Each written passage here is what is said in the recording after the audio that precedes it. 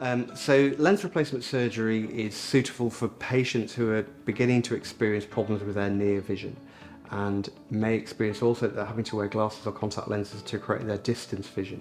So for that reason, lens replacement is suitable for patients usually over the age of 40. Cataracts and lens replacement is exactly the same procedure, it's the same operation, and there are several different choices of lenses that we can provide with either lens replacement or cataract surgery. The most common option is to have a lens which gives good distance vision. That's everything from about 2 meters onwards should be in focus. Anything closer than 2 meters would progressively get more blurred, so you would need to rely on glasses for reading and potentially for looking at a computer. We can put the opposite option in that we can put a stronger lens in to enable you to read.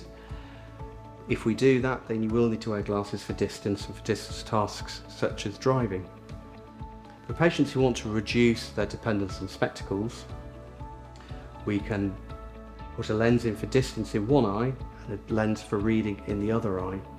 That is something that I would recommend you'd need to speak with your optician about, and something that would need to be trialled, because not everyone gets on with that, and it's something that you need to be sure that you'll be happy with before we consider doing that as an operation.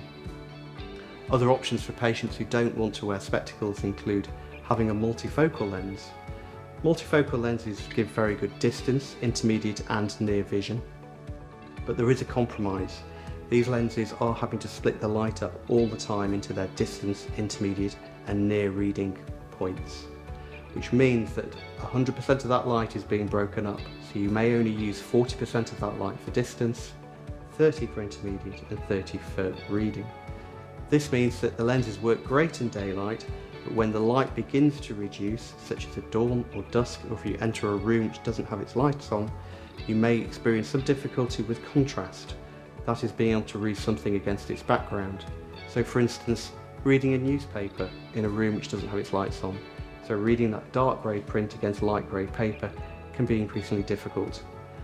Obviously one answer to that is to move closer to the window or turn the light on. And when you increase the light, you increase that contrast and you'll be able to see better. One other thing to think about with regard to multifocal lenses is because of their design of having good distance, intermediate and near vision, is that they can be susceptible to halos and glare when driving at night. Now, not everyone gets this. In fact, the majority of patients don't experience this, but it is something to be aware of and not to be concerned if it does occur. It is something which reduces over time. There is another option for patients who don't like the idea of those visual problems of having an extended depth of focus lens. Now, this is a lens which is a bit like a hybrid between the multifocal lens and the single vision for distance, in that it gives good range of vision up to about arm's length. From arm's length, as it comes closer towards you, it can become progressively more blurred, so for reading very small print, you may still need to wear some spectacles. But these lenses have much reduced risk of developing halos and glare. You still may notice a halo around lights, but this is a lot less obtrusive. And these lenses do work well for most social circumstances, for giving good vision for distance up to about tabletop and computer height.